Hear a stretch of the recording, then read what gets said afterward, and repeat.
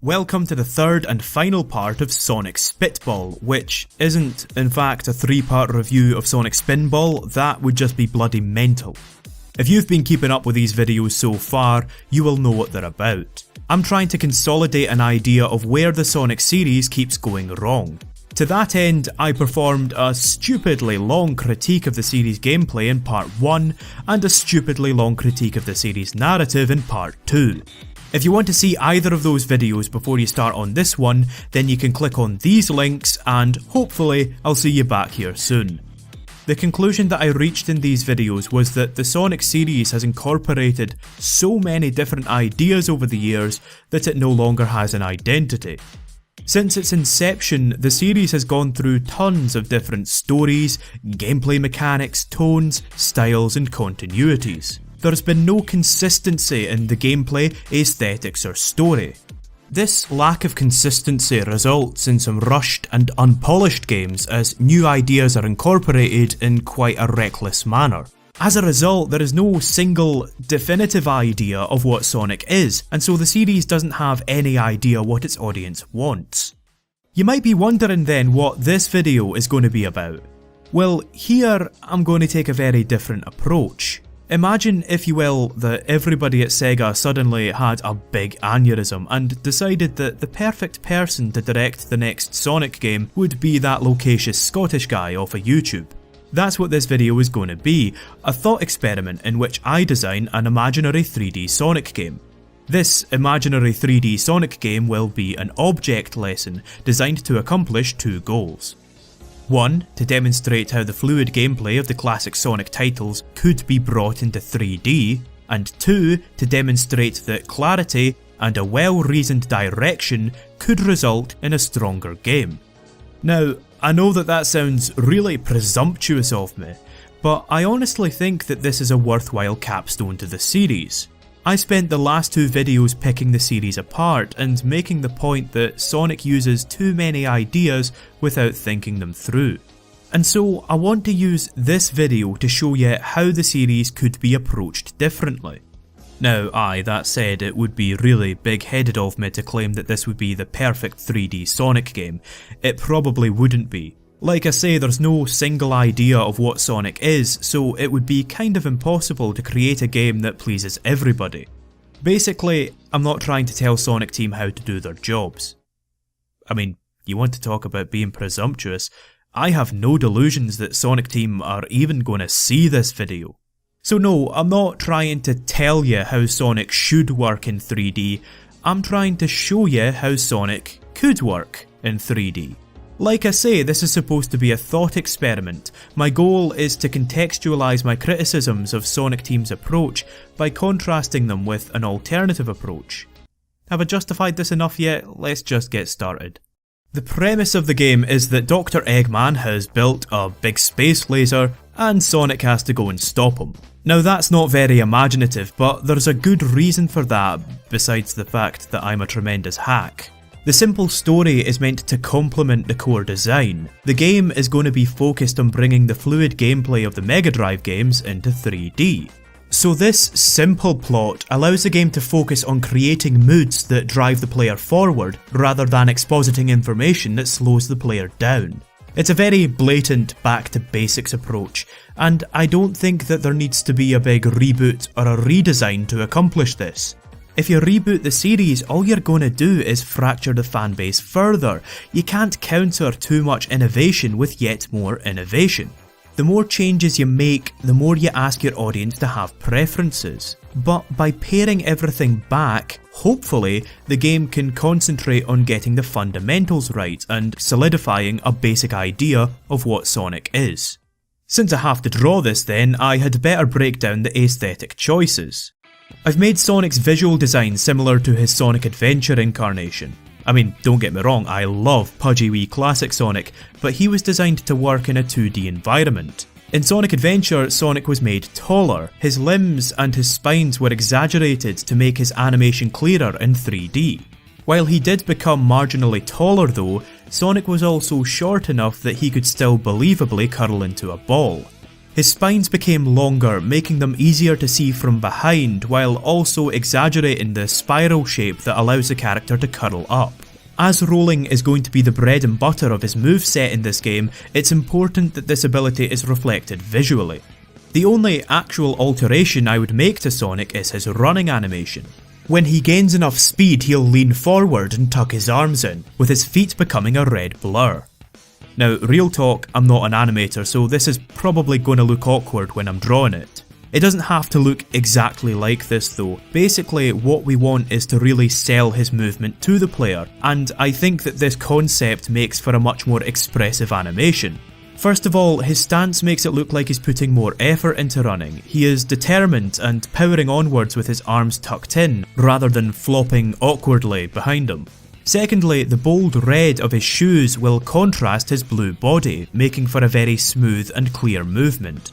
The perspective in the 3D games has made Sonic's running animation somewhat unclear. He swings his legs extremely quickly, and the white of his soles doesn't contrast as strongly with the blue of his body. As a result, the animation is less expressive. You can still tell what he's doing but it's not quite as convincing. He doesn't sell it as much. The blurry red ribbon is a cartoony alternative that emphasises what the character is doing, even if it doesn't make a huge amount of sense. There's also another gameplay reason that I reintroduced the blurry legs, but we'll come back to that later on. The environments would be designed to capture the player's imagination as much as possible. Now, I don't mean too much by that. I don't think that immersion is ever going to be something that Sonic can realistically accomplish. But the story of Sonic is that he's saving the world, and I think that fleshing that world out does have an impact on the gameplay. You want to show the player the world that Sonic is saving, its wonder and its splendour, and then you want to show them what he's saving it from becoming. Furthermore, in order to make the player want to explore, the world needs to look interesting enough to explore. Therefore, to capture the inherent thrill of Sonic, the world needs to appear as if it has a purpose and a history, outside of simply being a level made for a video game character. There are plenty of ways to do this. Take, for example, Sonic 3, which was packed with unique and incredibly detailed environments. Sonic CD and Sonic Colors featured surreal and ostentatious worlds that took advantage of Sonic's fantasy setting to present some larger-than-life locations. There are also games like Sonic 3D, specifically the Saturn version, which makes use of incidental details to create a pretty memorable ambience. Bridges creak under Sonic's weight, rivers turn into waterfalls later in the level, snowdrifts have to be cleared off as springs, and the backgrounds are clearly lived in. I'm particularly fond of Rusty Ruin, which is... well, it's a rusty ruin if the name didn't give it away.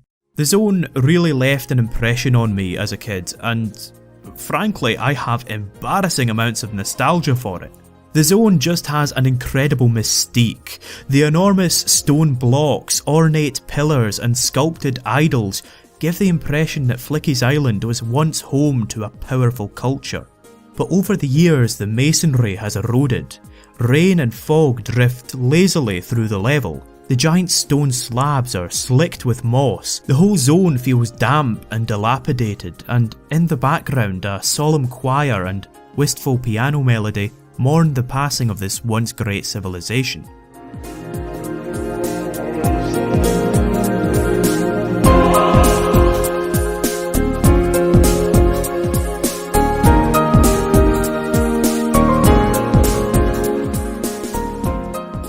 It really is a spellbinding level. It's a shame it's in such a duff game. My point is though that there are plenty of ways to make the world compelling. And this is something that I think Sonic has gotten almost universally right. I mean, look, I've just complimented Sonic 3D, even that game managed to make something of Sonic's world. And while I doubt that I'll be able to draw anything half as mystifying as the examples that I've given, I hope I've at least shown you why I find Sonic's world interesting. It's that kind of interest that I would try to create in the player to inspire them to keep playing. With those preliminaries out of the way, it's time to start talking about the actual gameplay. As I've said, the goal of this game is to bring the fluid gameplay of the classic Sonic titles into 3D. Now, you might be asking yourself, why does he keep saying the word fluid? Here's a better question, why the hell did you click on part 3 before watching part 1? Nah, but seriously, if you can't be bothered watching part 1, it's an hour and 20 minutes long, and a recap is probably in order anyway. Now, I think that there's a good reason that the classic Sonic games are so celebrated. Controlling Sonic is extremely straightforward, thanks to some simple controls and smooth, natural physics. While they're easy to grasp, these physics also give the games a really high skill ceiling. Once a player masters Sonic's momentum, they can use the terrain to quickly build speed. The player can then use that speed to jump further and higher than they could otherwise. And this extra height and distance allow the player to explore more of the level. And now that you can explore more of the level, you have more opportunities to build speed. These three components, speed, platforming and exploration, flow into one another seamlessly, resulting in what I would call a very fluid experience. This gameplay style, in my opinion, should flourish in 3D. The three key elements, speed, platforming and exploration, are a perfect fit for a 3D platformer. It's easier to get a sense of speed in 3D, and the perspective means that the player wouldn't be blindsided by an off-screen obstacle. Neither 3D platforming nor Sonic's platforming excel at precise jumps onto small platforms. Instead, both are at their best with wider platforms and more opportunities to explore. And this exploration would benefit exponentially from the additional axis. It's in 3D, you can move anywhere you like. Taking all of that into account, I think that the fluid gameplay of the classic Sonic games would be a perfect fit for a 3D platformer. However, adapting it to 3D would require some alterations to the formula. The controls need to be as simple as possible to reduce the barrier for entry. While it would be nice to be able to preserve the one-button setup of the classic games, there would need to be some adjustments made in order to accommodate a 3D space. The player can move Sonic by using the left analog stick. Sonic would be smooth and easy to control, and he should respond happily to the player's input. Tilting the analog stick a little will cause Sonic to walk, while pushing it all the way causes Sonic to start building speed. Sonic will carry his momentum through when the analog stick is released. He will slow down gradually rather than come to an immediate stop. This ensures that he will feel fluid and compliant, and gives the player a constant idea of how his momentum is carrying. The player shouldn't ever feel like they have to keep forcing him forwards. Sonic's momentum is also influenced by the terrain. In simple terms, he will lose speed going uphill and gain speed going downhill. This gives the player the opportunity to exceed Sonic's typical top speed by nimbly navigating the hills and slopes of the stages. Turning at a shallow angle allows Sonic to retain most of his speed. However, making sharp turns causes him to lose speed proportional to the tightness of the turn. This means that while running, the player has a choice. They can either turn slowly but maintain their speed, or turn quickly but lose their speed. Alternatively, they can skid to a halt by holding the analog stick in the opposite direction. In short, the player has complete control over their speed and direction using only the analog stick. The right analog stick is used to control the camera, with the button centering it behind Sonic. I don't have too much to say about the camera other than it ought to let the player go where they want to go and see what they want to see without forcing them to wrestle with it. Obviously, some automation would be necessary, but as a rule of thumb, the camera ought to prioritise clarity over spectacle. Sonic's jump is mapped to the face buttons. Now, having 4 buttons for one command might seem redundant, but it helps player retention. The player's right thumb makes Sonic jump. The longer the button is held, the higher Sonic will jump.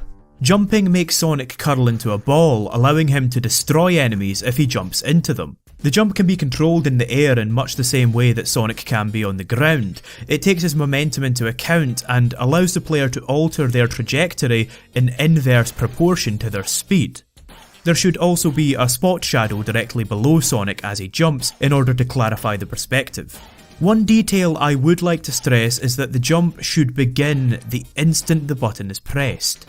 In Sonic Generations, Sonic had a very small priming animation that delayed his jump by a split second.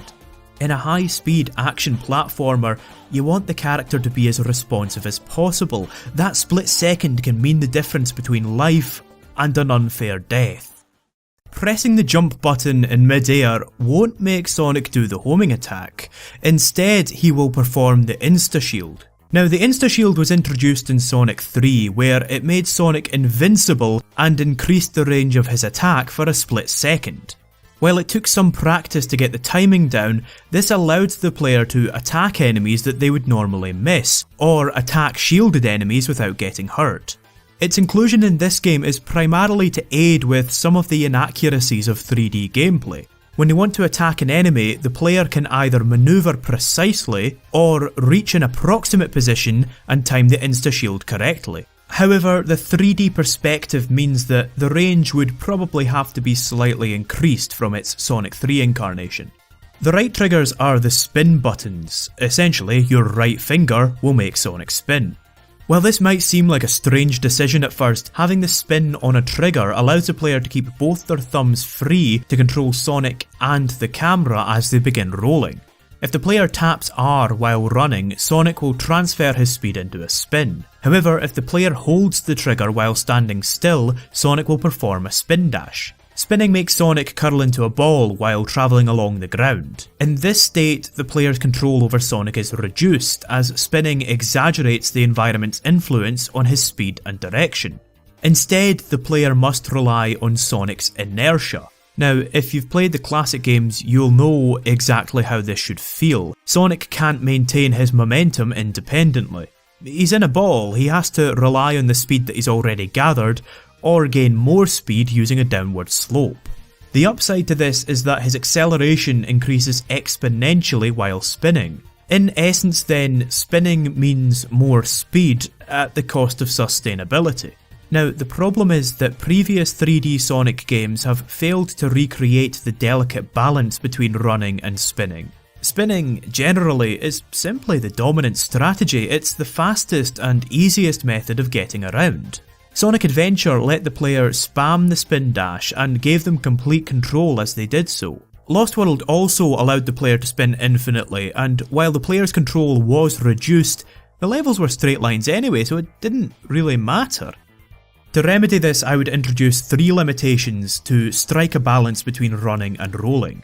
Number 1, the spin dash could only be used from a complete standstill and would have to be charged by waiting. It wouldn't have to take long to reach full charge, maybe just a second or so, but this incentivises the player to find other methods of gaining speed if available. Number 2, the player could not uncurl from the ball by simply tapping the button again. They would have to either brake or jump in order to uncurl. Number 3, the ability to turn tightly would be removed. While running, Sonic can choose to turn tightly but slow down, but while rolling, Sonic can only make wide turns proportional to his speed. While in a ball, the player would have to either exit the ball and then turn, or be forced to turn in a wider arc. Sonic is, after all, in a ball, and to really sell the feeling of him rolling, he shouldn't be able to just turn on a dime when he has speed. Now, while this reduced control would be a disadvantage, it would also be kind of advantageous in that the player could adjust their angle more confidently. They wouldn't have to worry about overshooting a turn. As such, they could be more accurate when attacking enemies. But basically, all of this adds a layer of decision making to spinning. It has advantages and disadvantages. Essentially, it's a risk-reward system. There are huge potential benefits to spinning, such as more speed and the ability to attack, but this comes at the cost of reduced control. The game should both encourage the player to use the spin appropriately and penalise inappropriate use. While I'd love to leave it at 2 inputs, those being jump and spin, I think that a third command is necessary to accommodate the complexity of a 3D space. The left triggers, or left finger if you prefer, make Sonic parkour. Now, parkour was introduced to Sonic's moveset in Lost World, and I think that the move was long overdue. Before Lost World, wall running was only really possible if there was a slope, or in other words, if the level designers dictated it. I think that parkour is a great way to give the player some more options, some more ways to preserve their flow and deal with the terrain. However, Lost World seemed to take its cues from Prince of Persia. Sonic could only go up or along the walls on a set trajectory. While that worked fine for Lost World's more blocky level design, this game is supposed to be more fluid, so it wouldn't really mesh. I would instead take my cues from another game, Spider-Man 2. In that game, Spider-Man will preserve the angle and the speed that he had when he hit the wall. Wall running also allows the player to freely move up and down and indeed all around.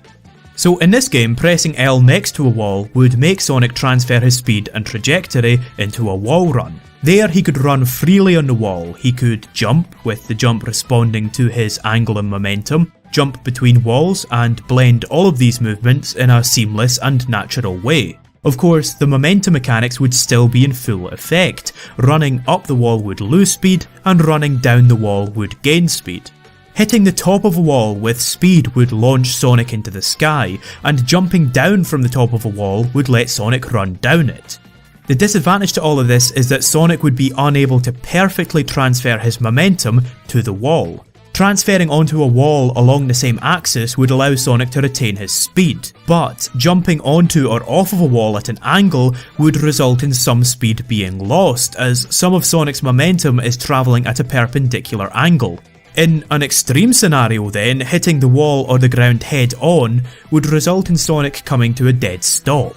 What this means basically is that the wall run is an option for the player to preserve or transfer speed in creative ways. However, without slopes, its application is limited. The player is unable to take full advantage of their wall running without a slope, which keeps the terrain relevant. Sonic's final move is the homing attack. You didn't really think I was going to forget that, did you? The homing attack is a really great idea, but its execution in previous games has been somewhat lacking. The move is designed to compensate for Sonic's high speed. It automates an attack that, as the name suggests, homes in on an enemy. But although it's intended to compensate for Sonic's speed, in previous games it's actually been incompatible with Sonic's speed, as it doesn't carry momentum through. In this game then, the homing attack would work in conjunction with Sonic's speed. The move is performed by holding the parkour button and pressing spin, but only while moving quickly enough. The player will be able to tell if they're moving quickly enough by looking at Sonic's feet. If he's got blurry legs, they're moving quickly enough to use the homing attack. You see, I've thought about this. I've thought altogether too bloody much about this. So, by holding L and pressing R with enough speed, Sonic will crash into a nearby enemy like a missile. He then exits the move with the same speed he had going into it. However, Sonic would be running in a slightly different direction. He had to change direction to hit the enemy and wouldn't automatically correct himself. The homing attack could be chained by continuing to hold L and tapping R for each subsequent enemy in a row. This would mean that crossing a gap with enemies floating over it would require the player to build some speed first. Finally, I don't see any reason that the homing attack couldn't be used as an extra method of uncurling from a ball. This gives the player an additional option to preserve their speed. By timing the homing attack correctly, the player could go from a roll to a run without interrupting their flow.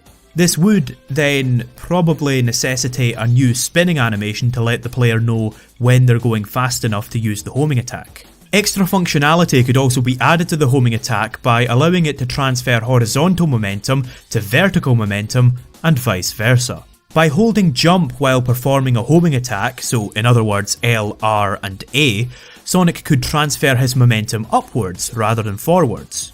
Alternatively, if the homing attack were used while falling, the downward momentum could become forward momentum. This would allow the player to transfer their speed horizontally to vertically and vice versa. It might also, potentially, recapture the satisfaction of rebounding off an enemy in the classic games. However, there would need to be some limitations to the homing attack. First of all, the enemy would have to be in front of Sonic for the move to work. This ensures that Sonic's movement retains its flow and also forces the player to do the bulk of the manoeuvring themselves. Additionally, the homing attack would be unable to lock onto springs or item boxes. This ensures that there is absolutely no confusion about what Sonic is going to lock onto.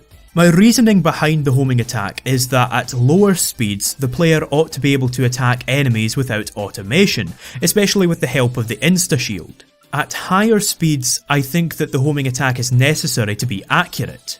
As such, in this game, the move works in tandem with Sonic's speed. It can only be activated while the player is moving quickly. As the player is moving quickly, they have a window of opportunity to use the move, and as they're likely to change direction when using it, they have to be ready to steer Sonic back on track. After all, keep in mind that if they oversteer, Sonic's gonna lose his speed. As such, the challenge comes from handling your speed. You need to time the move correctly and steer Sonic back on track, but without losing too much speed in the process. Now, all of that is well and good, but this means that the gameplay is all about speed, which can be seen as restrictive. So the question is, how do you diversify Sonic? Well, it's simple, but the answer might seem counterproductive. You simply make the other parts of the game about speed as well.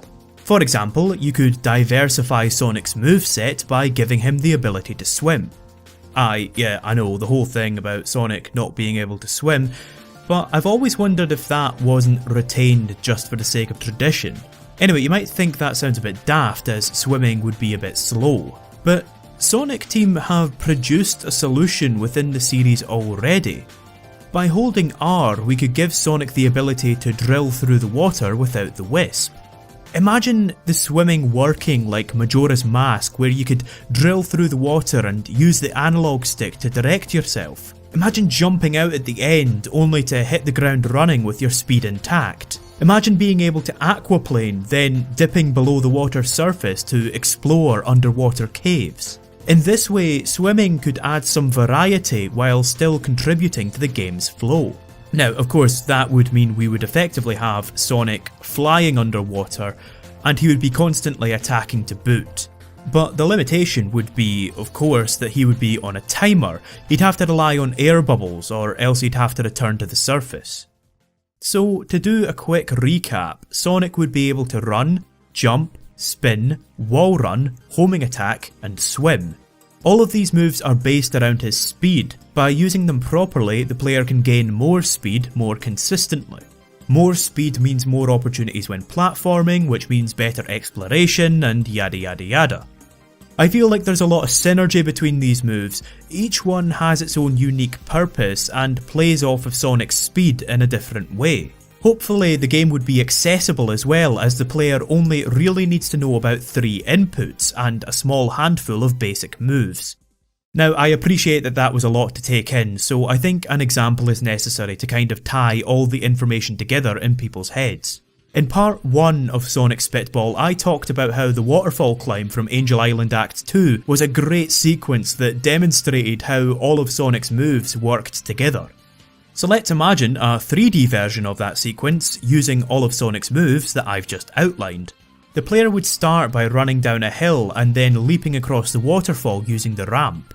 If they fall, they could either jump out and climb the platforms that are jutting out of the waterfall, or they could gain some speed in the water and use that to gain some extra height, allowing them to wall run to the top. A quick spin dash would then get them up the next half pipe, and if they jumped off near the top, they could immediately send some momentum in the opposite direction. As they're heading the other way, they have to clear the waterfall again. Here, they could either use their speed to clear the boring old platforms, or maybe there could be some badniks dotted about. By holding L and tapping R a few times, Sonic crashes into the badniks like a missile, reaching the other side with all of his speed intact. The player can then either jump up these platforms, or they can jump up to the far wall, tap L to perform a wall run, and then jump again to transfer all their speed in the other direction. If they do this, they would hit the ground with some of their speed intact, allowing them to cross the collapsing bridge with ease. Or maybe the player doesn't even get to this bit, maybe they hold the jump button while using the homing attack down here, allowing them to reach the upper path without even having to change direction. Maybe there could be some goodies right at the top there to reward the player for experimenting. Now, obviously that's different to the original waterfall sequence. And also, obviously, it's not the best example because it's a 2D level repurposed for a 3D game. But I hope that this at least gives you a clearer idea of Sonic's moveset. And I also hope that it sounds kind of fun and fluid. And maybe, if the fluidity worked well enough, we could see a return of the boost mode from Sonic Advance 2. Now, to quickly recap, boost mode was activated by running for long enough, and it granted the player much higher speed and acceleration. Boost mode would end when the player came to a complete stop, encouraging them to keep a flow going. And finally, the more rings that they had, the quicker boost mode would activate. Thus, players would be incentivized to run and collect rings, which are, huge parts of the core Sonic gameplay. A skilled player could exponentially increase their speed and acceleration so long as they mastered the core mechanics enough to never come to a complete stop. Its implementation in this game would hopefully encourage people to get good at the game. It would reward people for collecting rings, maintaining momentum, and never taking a hit or slowing down. In either case, hopefully now we have a grasp of Sonic's mechanics. Before we move on to the level design though, I'd like to bridge the gap a little by talking about the items. Rings behave in the same way that they traditionally have in Sonic. Getting hit will make them scatter everywhere, reducing the player's total to 0. Getting hit with 0 rings will result in the player losing a life. The system is perfect for Sonic. There are consequences to taking a hit, but the player never has to waste their time looking for health pickups or anything like that. They can simply collect one of their scattered rings and get right back into the game. Exploration could be incentivized through liberal use of shiny objects. You could have item boxes, red star rings from Sonic Colors, and the capsules from Sonic Lost World. To be fair, if we were going to include the capsules, I think it would be more fun if you could just smash them by attacking them rather than awkwardly landing on top of them. Like I say, Sonic isn't really built for precision. You could also, of course, hide special stages around the levels. Now, I'm not going to go into the special stages with this, but if we're putting such a large focus in Sonic's movement here, I think it would be a good idea for these special stages to use the same mechanics as the rest of the game. It might just be a nice opportunity to have a linear, focused obstacle course using all the same mechanics. Finally, let's talk about the barriers. The elemental barriers from Sonic 3 were an amazing addition to the game. I'd usually be a lot more excited to find an elemental barrier than rings or an extra life. They offered great utility. They gave Sonic extra mobility, granted him immunity to certain obstacles, and they allowed the player to take a hit without losing all of the rings. However, they did remove the insta-shield, which I consider to be a bit of an oversight. Removing the insta-shield made some enemies impossible to dispatch if you had a shield, and it caused some confusion as well, as tapping jump in the air suddenly performed a completely different move. So in this game, the elemental barriers needn't replace the insta-shield. The insta-shield could simply be reskinned depending on the shield that the player had equipped. Instead, the shields could be given slightly different functions. The Magna barrier draws in rings. Tapping jump in mid-air would simply perform the insta-shield and a double jump at the same time. Since the double jump only provides a wee bit of extra lift, there would be no problem conflating the two moves. The Aqua barrier would allow Sonic to breathe underwater. However, since the bounce sends the player straight down, it would be potentially disastrous if the player were trying to use the insta-shield but accidentally bounced instead. So we could simply remap the bounce to R in mid-air. The flame barrier would of course protect from all fire-based attacks. However, again accidentally using the charge could result in disaster. As such, perhaps the flame barrier could allow the player to use the homing attack as a dash that doesn't need any enemies around and can be used from a standstill. This would make it the ideal barrier for aggressively pursuing boss enemies, as it would even grant you protection from the exhaust.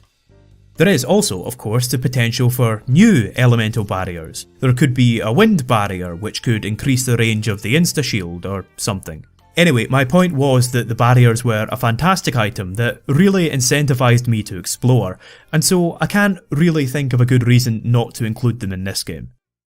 So now that we have an idea of how Sonic do, as the kids say, what about the world that he will do in? Was I drunk when I wrote that?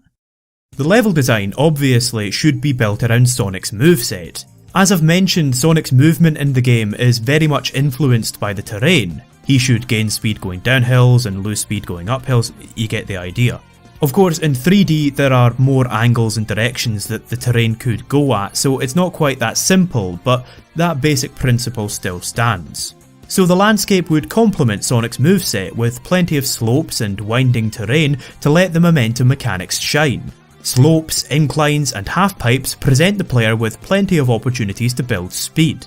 If the player then times a jump correctly to make maximum use of their speed, they could ping Sonic around the landscape like a pinball. This allows the game to be more complex as it opens the levels up to players who want to master the mechanics. The only rule that I would lay down for the level design is that the levels have to make use of 3D space.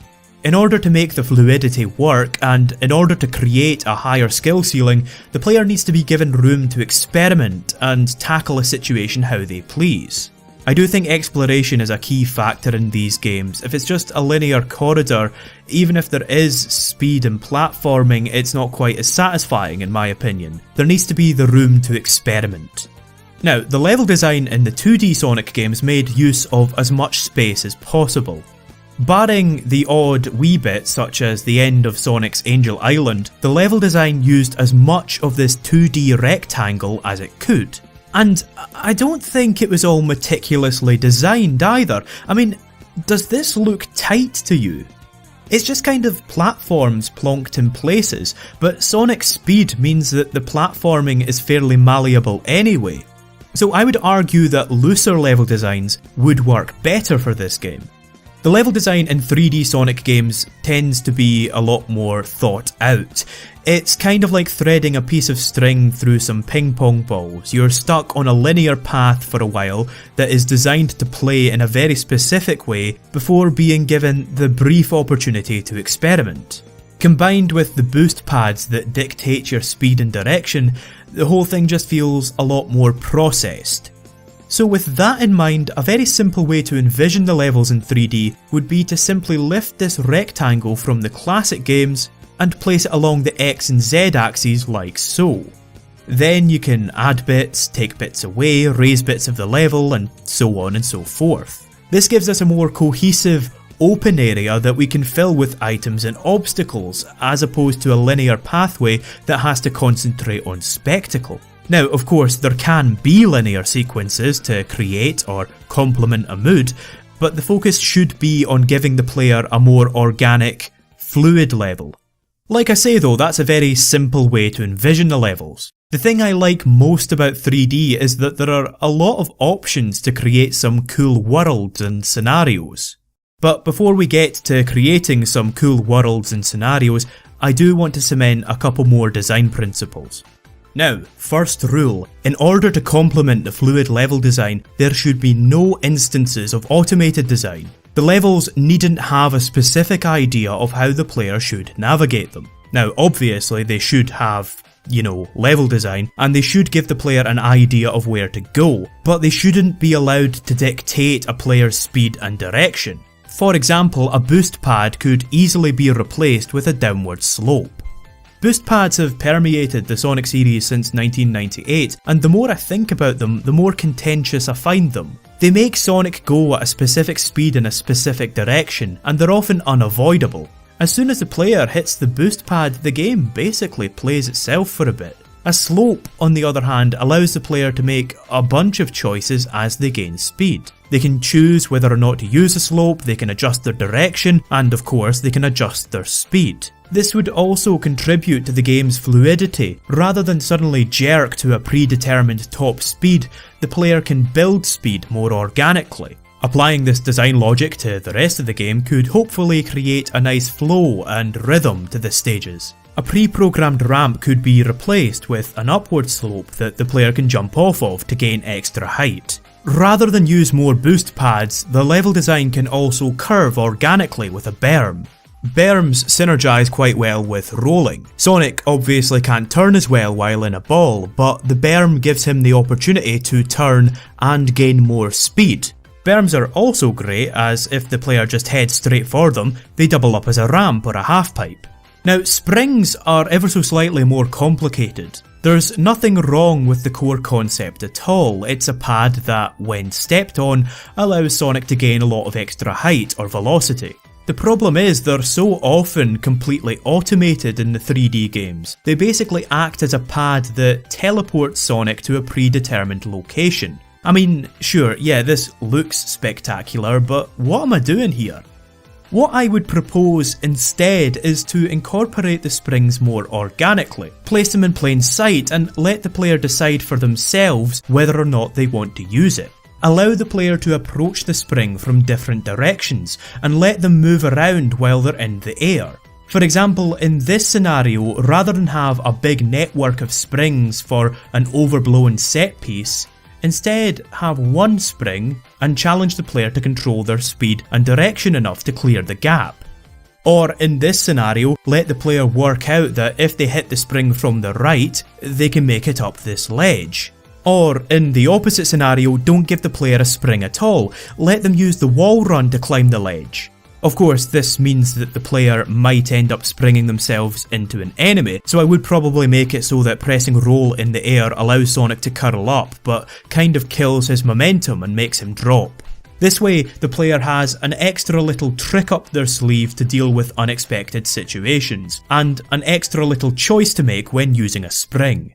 Corkscrews and shuttle loops ought to complement the design philosophy as well. They are the quintessential Sonic obstacles really. When you think of Sonic, you think of him going around a loop.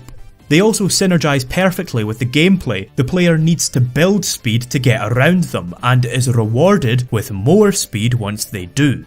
Now, I don't want to get too preoccupied with the technical side of this, but I would be remiss if I didn't mention the fact that loops and corkscrews would be a lot more difficult to program in 3D.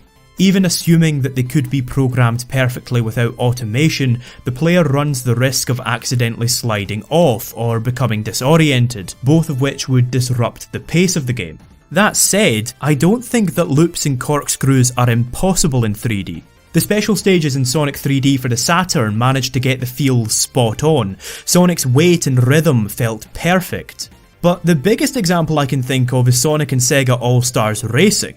The corkscrew in All-Stars Racing was scaled up, and barriers were added to the sides to stop the player from falling off. The increased scale also allowed the player to react to the shifting perspective. It felt thrilling but never disorienting. And while the physics weren't perfect, and I do think they're slightly automated, they actually felt really good. Even if there has to be some automation, the loops don't need to be cinematics. Essentially then, what I'm trying to do is incorporate these automated set pieces more seamlessly into the core gameplay. Rather than these obstacles existing outside of the player's input, they could instead work within the same parameters, using the same controls and design principles as the rest of the game. The game should present the player with a scenario or a challenge, and let them decide how to overcome it. So, for example, let's take this section of Seaside Hill from Sonic Generations. Yeah, you remember this. The player runs down this slope before being launched into the air on a set trajectory on this ramp. The player has no input at this point, they're forced to land on this slope. Once they do, they can press jump once at the end to hit these rings, which automatically launch the player onto a walkway. There, these boost pads force the player to run along the walkway at top speed. If the player falls at any point, they end up on a small beach where, again, their direction is dictated to them. Now, this isn't a bad section by any means. Generations is a really fast-paced, arcadey game, but it's not very fluid. Here's how it could be revised in our game to allow the player a bit more control. First of all, the pre-programmed ramp could easily be replaced with an upward slope. Sonic is more momentum based in this game, so the player can pick up speed in the downward slope and then use that speed by jumping off the upward slope. As it's just a normal jump, the player remains in complete control of their arc. Now this is where I would begin to adapt things a wee bit. What if we took away the rings and instead had this platform head steeply down towards the beach? This way the player will be drawn towards the beach. It wouldn't be positioned as a lower route if you fall. We could maybe add some hidden goodies around the beach to get the player to explore a bit. However, you might notice that some of the ruins at the bottom of the steep slope form a small ramp. So again, if the player gains speed on the downward slope and then jumps off the upward incline, they gain a lot of extra height. This will allow them to reach the walkway where they should probably be rewarded, maybe with an aqua barrier since it's Seaside Hill. Or maybe if the player misses the jump, there could be a spring that they could hit at the right angle to reach that walkway. Or they could simply rev up a spin dash and attempt the jump again. But then that's a pretty narrow platform, and without automation, what if they miss? Well, nae danger, Sonic can swim. What this means is that the level is less compartmentalised, the beach is no longer a lower route or a punishment, and the player can apply Sonic's speed to various parts of the level to see what they can find. It's the key element that separates Sonic from a racing game. His speed isn't just for reaching the end quickly, it's for actually playing the level. And this is why I think the exploration needs to be a key element. It's fairly common in platformers for a character's jump arc to be influenced by their speed. Sonic's movement is simply that principle taken to an extreme. But the very fact of that extremity has an influence in the way that the levels have to be designed. Because Sonic can go so much faster and so much higher, the platforms have to be wider and the level design has to be looser to accommodate different speeds and jump arcs. Without a loose, sprawling level design, the player's speed and jump arc is dictated to them. They have to jump X distance to land on the platform. And while that isn't inherently bad design, it doesn't really take advantage of Sonic's strengths. Even something as simple as a ledge can provide an opportunity to explore. A player can either platform up it using short hops, use a ramp to launch up to it, wall run, or leapfrog off an enemy using the homing attack. That's 4 options to get up to a ledge, whereas most platformers would only have 1. And so if you have 2 or 3 ledges, the player's opportunities to take advantage of Sonic's speed increase 3-fold. And that's with a simple, boring ledge. Because the levels are in 3D, they can stretch out in any direction, multiplying the player's choices exponentially. And again, this isn't ornately designed or anything. Sonic, at its best, is just things put in places for the player to parse. The worst bits in Sonic games are when the designer's hand is felt too strongly, when you have to wait for the blocks to move, or you have to run away from the truck, because you can't do anything with these sequences. Since exploration is a key part of this then, we want the player to be comfortable experimenting. Now that means that there should be no time limit and no ranking system.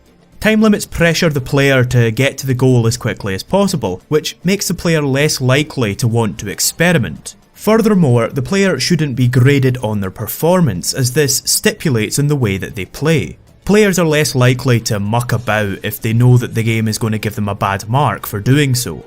Nobody wants to be told they're crap after they complete a level. Of course, Lost World presented the perfect solution, which is challenge modes like time attacks or score attacks. Grading the player in these modes makes perfect sense. The player has to choose that mode and is thus given a clear indication about what they're being graded on. The game should also be reserved about using bottomless pits. Bottomless pits are kind of slapdash in a lot of Sonic games. Often they completely surround a level, making it a lot more linear and inhibiting the exploration. If a player's been taught that bottomless pits are frequent and randomly placed, they'll be less likely to experiment or take a risk. Furthermore, if most of the level takes place over instant death, then it becomes stressful and claustrophobic, and frankly frustrating when you have to continually toe the line. Now, that said, so long as they are clearly indicated to the player, bottomless pits can be used to adjust the pacing of a level, to create a tense moment and a satisfying challenge to overcome. So while bottomless pits can be used, they have to be used sparingly and with clear intent. The player should always know when they've got to be careful, and conversely, when they can cut loose. So if I'm doing this properly, hopefully we should have a fairly solid idea of the basic level design. But when we're thinking about individual levels, we should be looking to differentiate them in some way. The best of Sonic's levels have had unique gimmicks and mechanics that adapt the gameplay to the theme, keeping them fresh and memorable. Thankfully, this is a pretty easy principle to recreate, at least on paper. Again, we simply make the level-specific mechanics revolve around speed. A basic example would be breakable walls in an underground level that the player can burrow through. Digging through the earth fits the underground motif, gives the player a wee bit of extra exploration, and it also requires enough speed to execute the spin.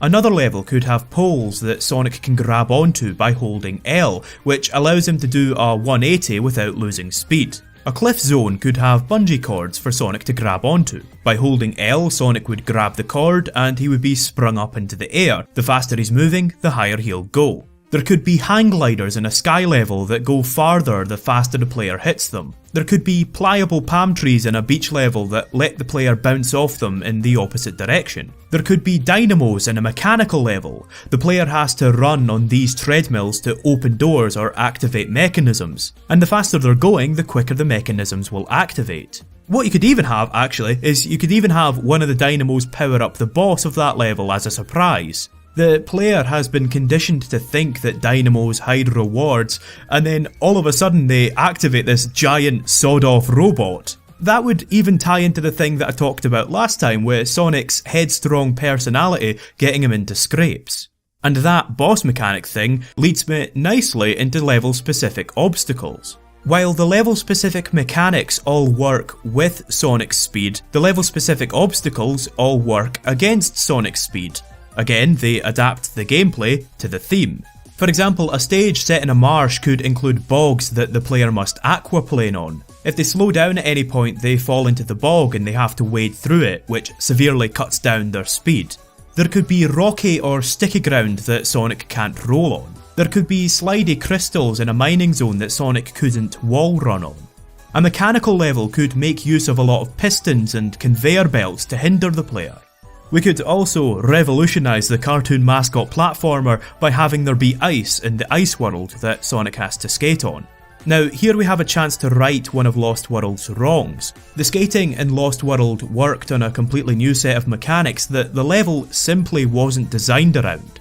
So why not give the player a sense of familiarity by having skating control exactly like rolling, with Sonic being more affected by the terrain and being unable to make tight turns. This way, the player instinctively knows how Sonic is going to move on the ice, as they've already been using that exact same physics engine every time they roll.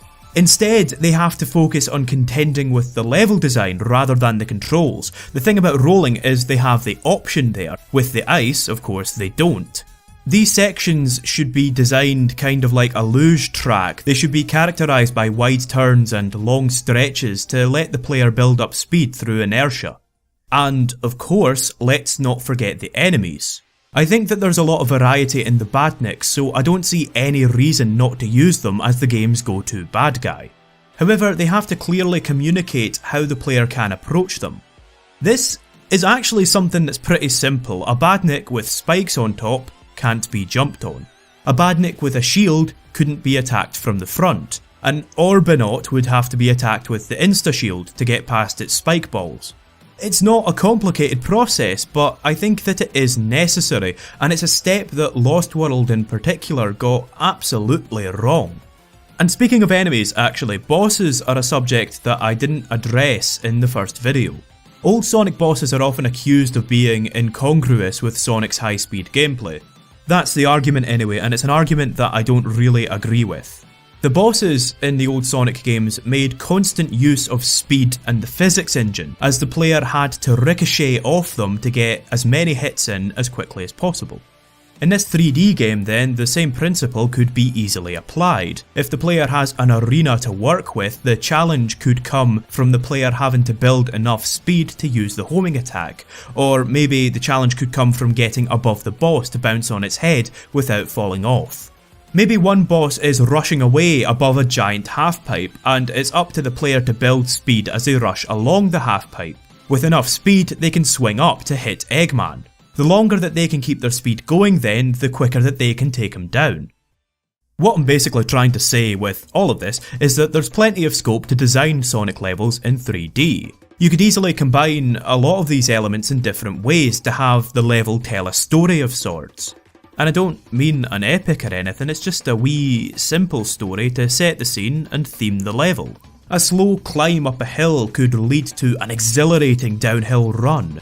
There could be a chase across the desert that leads into a relaxed oasis, with the level design going from linear to open-ended when this switch occurs. There could be a vast explorable area, maybe with a few bottlenecks if the level needs to load or something. Or alternatively, let's have an egg fleet level where the ships are large platforms that are linked together by platforming sequences. These platforming sequences would be quite tense as the player has to avoid falling off, but at the same time, if it's just these wee sequences, then those are tense moments rather than the whole level being above a bottomless pit. So, by now you should have a fairly solid idea of the game's basic design.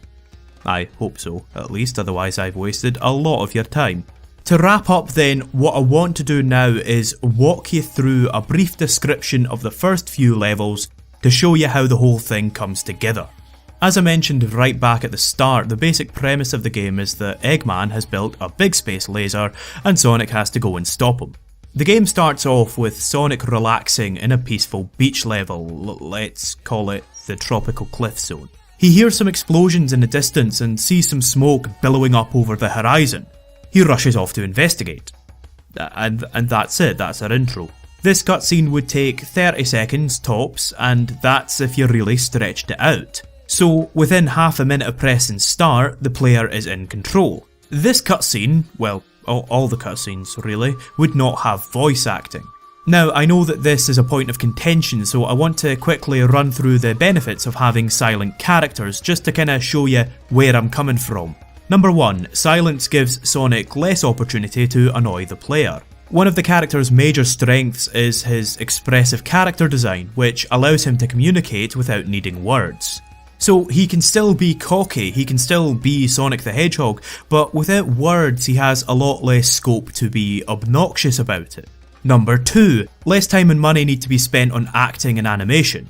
Number 3, voices aren't necessary to tell a compelling story. What would this cutscene gain by Sonic saying anything? Number 4, a lack of voice acting gives the character less opportunity to contradict a player's perception of him.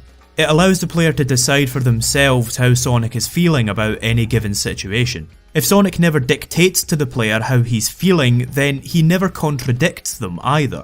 Finally, number 5, silent characters keep the pace up. This intro communicates everything that it needs to in a very short space of time. It would only be slowed down by Sonic making a wisecrack or describing something that the player can already see. There's a brief tutorial section following the intro. Now this section would be relatively linear, presenting some simple challenges to get the player used to the controls and physics. Setting the level in a tropical cliff zone has 2 benefits. Number 1, the beach setting allows the game to show the player how Sonic will react to water, and number 2, the cliff setting gives the game an excuse to have a lot of hills, showing the player that Sonic's movement is affected by the terrain. Now, the game would probably actively have to tell its players how to use some of the moves, resulting in a seam in the presentation. People aren't going to work out that they have to hold L and press R to homing attack, for example, they would have to be told. A simple, non-intrusive solution would be to have carvings on the walls, explaining to the player how to use Sonic's moveset. This could have an additional benefit if, to find the carvings, the player had to look around and explore, just a wee bit, just to get them in the right mindset. However, the major benefit of this is that expert players, when replaying this level, need never heed the tutorials. They can just blaze through it and get to the rest of the game almost immediately. So at this point, the game is accomplishing a few different tasks. It's creating tension by funneling the player down a linear route.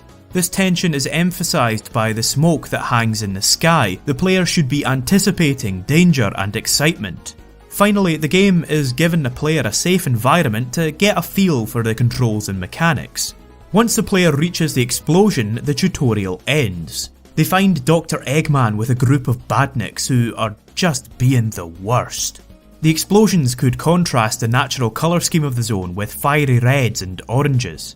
The badniks would also contrast the natural aesthetic of the zone with the mechanical aesthetic, emphasising the fact that they're the bad guys. And what amazes me about this is that none of it is original at all. That took absolutely no effort on my part to come up with. It is strong storytelling that is inherent to the Sonic series. Anyway, Eggman sets his badniks on Sonic and zooms off towards the end of the level, giving the player a direction to follow. And at this point, the player has everything they need. They have context, Sonic lives on a peaceful planet that's being threatened by Eggman. They have a direction, follow Eggman, and they have a handle on the gameplay. As the player takes off after Eggman, the level should open up and become less linear. Now, the level should be fairly lenient and easy to navigate with simple enemies and no bottomless pits. At the same time though, it should accommodate some lateral movement. The player should be allowed to experiment with the speed and platforming skills that they've just learned in order to explore more of the level. After a certain point, the level builds to a climax. Often, Sonic levels just kind of end rather than build to any sort of meaningful conclusion. An easy way to circumvent this is with a boss at the end of every level, but that's not always necessary. Some levels, like Green Hill Zone Act 1, end quite fittingly. The physics here are put to use to build speed and send the player flying in a really satisfying manner that also really drives Sonic's physics home. Angel Island Zone Act 2 ends with a climb up a waterfall, followed by a chase sequence and then the boss. City Escape? Well, I think my point is proven by the fact that you all know what I'm going to say. The truck sequence is a really memorable end to this stage. So maybe this first level could end with a downhill chase sequence where Sonic runs down towards the beach, chased by a large flying badnik. We have the opportunity here to better a lot of the series' more iconic moments. This isn't an auto-running section and the player can't just run away from the obstacle. Instead, imagine something more like Water Hazard from Half-Life 2, as high as that bar is to set. In this level, the player has to avoid the helicopter's attacks as they whiz along a linear route. Maybe we could do the same thing here, maybe Sonic has to dodge bombs and bullets as he runs down the hill. But at no point is this automated, at no point is the player just able to learn a pattern or have 3 splines to run along. Eventually Sonic reaches the bottom and he ends up in a clearing next to the beach, which ends the level. From here, the game should transition as seamlessly as possible into the next level. The player should always know where they are and how they got there, making it feel like a seamless adventure across a huge world. Now, obviously due to the nature of discs, there would likely be some immersion creasing as the game has to load. That's just the nature of the beast, unfortunately. But there are ways that the game could achieve a more seamless transition between levels, even with a loading screen. Perhaps the room that Act 1 ends in could be the same one that Act 2 begins in, or perhaps Sonic could be shown bursting through some trees as if he was coming out of the clearing. Sweet Mountain from Sonic Colors did this perfectly. You finish Act 1 and begin Act 2 in exactly the same place. What I would avoid though is the game transitioning to a map screen or a level select which would compartmentalise the world. It feels like less of an adventure if you get a bird's eye view of the next neatly divided chunk. These level transitions could easily work between zones as well. We start off in the tropical cliff zone. The obstacles here include ziplines and bungee cords. After fighting the boss in Act 2, a landslide results in Sonic falling into an underground cave. Let's call it the Coral Cavern Zone. The Coral Cavern Zone could have a lot of water slides. After beating the boss, Sonic emerges in a sewer underneath the Stratospheric City Zone, which is a sprawling metropolis filled with skyscrapers. The second act of this zone begins with him emerging from a lift before he runs across the lush roof gardens, hang gliding from rooftop to rooftop. I think this would be a nice wee bit of progression, as you would spend Act 1 looking up at the skyscrapers and Act 2 looking down on the city. And again, none of this is complicated or particularly well thought through, it's just a wee bit of context to tie the whole experience together. So the game could progress through a few more zones exactly like this. After a wee while, the game could have a lull with the Moonlit Forest Zone, a more peaceful, tranquil forest level. The level is softly lit and full of harmonising colours, and so the player has the opportunity to take a break and explore the level a little. There's a little bit of contrast here with no enemies and no dangerous obstacles. Everything calms down for a moment as the player explores. Of course, the peace doesn't last long. Suddenly, the moon is blotted out and Eggman's big space laser lights up the forest. The player is then forced on a mad scramble through the trees. Again, the controls don't change, but the level becomes more linear and the player has to evade Eggman's laser. The section climaxes in a big chase where the player can only run away from the laser as it chases them. Eventually, Eggman stops firing and the level becomes more sombre as the player runs through the ruined forest towards the goal. This sequence is designed to create a wee bit of emotion. While doing so though, it should also maintain an appropriate tone for a Sonic game. That means that we're not dealing with any kind of death toll or the resulting diaspora or anything like that. Sonic, after all, is a kid-friendly adventure game. But what it should do is establish Eggman as a genuine threat and hopefully invest the player a little bit. It should motivate them to get up there and give him a thorough seeing to. The player has spent the whole game up until this point exploring a fantastical, vibrant world. Now they're seeing the danger that the fantastical world faces. They've seen what they're saving, and now they're seeing what they're saving it from becoming. And even if they don't care, this sequence at least shows the player where Eggman is, and where the endgame will take place. The game could build tension by having the space station get closer in the background as the player advances through the remaining zones. It would hopefully be a compelling story, but without being too serious. If it gets its hooks in the player, it could be an adventure, but if not, there's no problem, as it complements rather than interferes with the gameplay. It should hopefully invest the player a wee bit, but without shoving it down their throats. Structuring the story to prioritise context, I think, enhances the gameplay. The context is important because Sonic's world needs to make sense. Now, not like complete scientific objective sense, obviously. It's a magic world with mystical crystals and floating islands and that sort of thing. But once you suspend your disbelief as far as all that goes, it has to be consistent. This is why stuff like the Zeti and Desert Ruins from Lost World felt so out of place. They lacked any kind of context or explanation, and so running through that world and beating those baddies wasn't meaningful. On the other hand, the Wisps and Sweet Mountain from Sonic Colors had a simple backstory with a palpable effect. Running through those worlds to beat Eggman was so much more engaging because you can contextualise what is going on. The hows of Sonic's world don't really matter, but the whos, the whys and the wheres are essential. And that's part of Sonic's inherent appeal, I think. I think that the game would really lose something if the mechanics existed in a vacuum, or Sonic became a completely blank slate. Sending this cocky, streamlined character hurtling through these bizarre and colourful environments to save the world is inherently appealing to me. It's exactly the kind of stupidity that I can't help but like.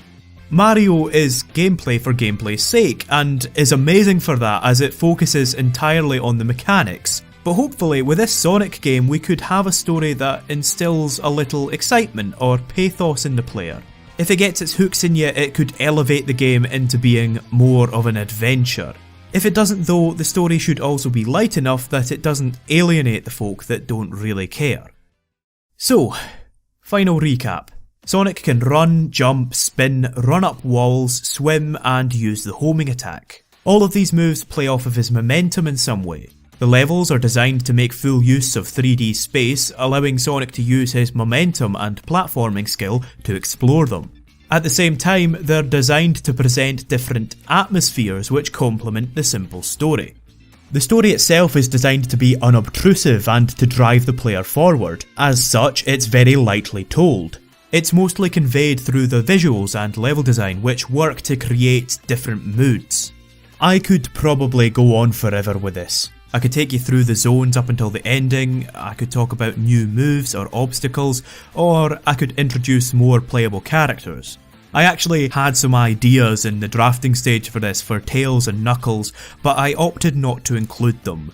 The fact is, I've already made almost all of the points that I wanted to make in this video.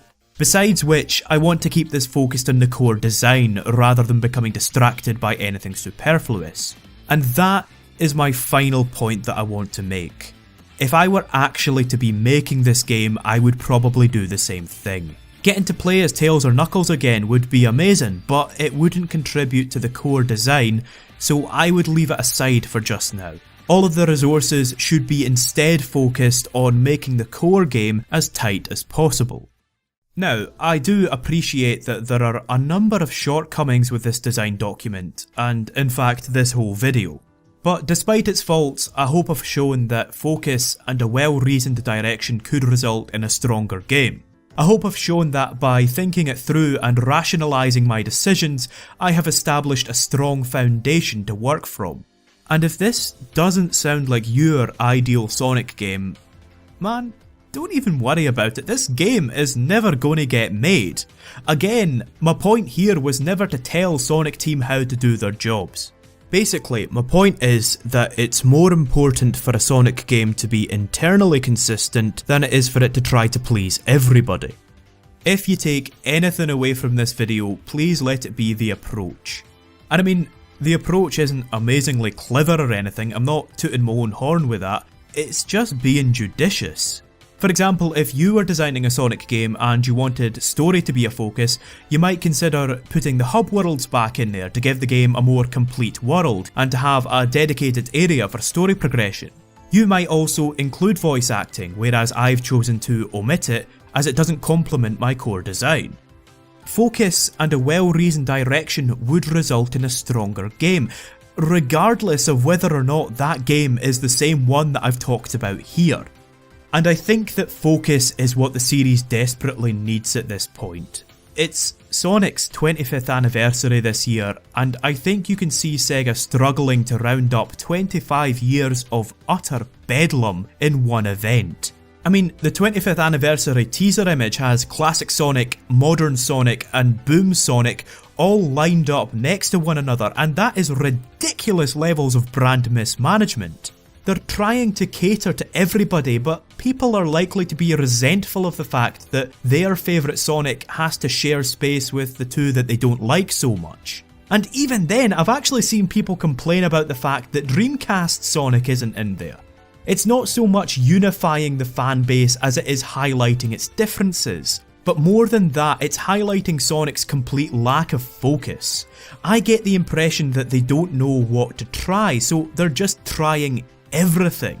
I understand that gimmicks and new ideas can help sell games and boost Sonic's public profile, but when it results in a teaser image that has 3 different Sonics on it, I can't help but feel that that's only fatiguing. Anecdotally, the response to the image on my Twitter feed was a collective eye roll rather than any enthusiasm whatsoever. There's such a thing as too much innovation, and simply put, the way Sega is handling Sonic is incredibly confused. So while the games have to be focused, I think that the brand has to be focused as well. I think that Sonic ought to become one character again rather than several. Rather than focus on building hype with multiple returning legacy Sonics, Sega should focus on building trust with a single Sonic that is the best Sonic he can be. Rather than weakening the franchise's identity with numerous designs and gameplay styles, Sega should instead focus on reconsolidating an identity for Sonic and, this is a crucial bit, sticking to it. And rather than cheapen the brand with annual, rushed releases, Sega should instead focus on giving their developers the breathing room to make a product of a decisive quality. And if they do, well, hopefully the fractured fanbase wouldn't be too much of a problem. Even if, say, Classic Sonic isn't in there, so long as the series is internally consistent and well put together, hopefully we could all appreciate it on its own strengths. You see, Mario has pleased fans old and new through countless iterations, using a strong brand and the universal medium of good gameplay. With some focus, consistency, and careful decision making, there is absolutely no reason that Sonic the Hedgehog cannot do the same. Sonic the Hedgehog is an absolute monster of a series. It's been 25 years and almost constant releases throughout that. It's also a series that deservedly inspires quite a lot of derision. But even at its lowest, Sonic is a series that earnestly wants its audience to have fun. It is a series that continually pumps out new ideas, and I find it difficult to be truly upset by that obvious enthusiasm. While the series' complete lack of focus results in what are some ludicrous decisions and really rushed concepts, it also results in some absolutely sublime moments, like this one from Sonic 06, where you're running across the torrential ruins of a mighty kingdom, accompanied by an ethereal, haunting melody. It's like if a Mobius illustration were scored by Enigma. Sonic is a series that is characterised more by its detractors these days. It's all about the ironic memes and the journalists who proclaim Sonic's death every second week, and I kinda resent that that's what it's become. I don't want to end this by reminding you about the negatives, even though that would be really easy to do. I don't want to treat Sonic's continued survival as some kind of bizarre anomaly. The series does have an appeal, and thus it has an audience, because despite its problems, it has some absolutely triumphant sequences, some really memorable characters. It's got moments of real thrill and suspense, and a bottomless well of enthusiasm for even its stupidest idea. Yes, it is a series of innumerable shortcomings, but it's also a series of absolutely towering successes, some truly exciting and captivating moments. It's a series of buoyancy and alacrity, of mystery and wonder, and yeah, I quite like it.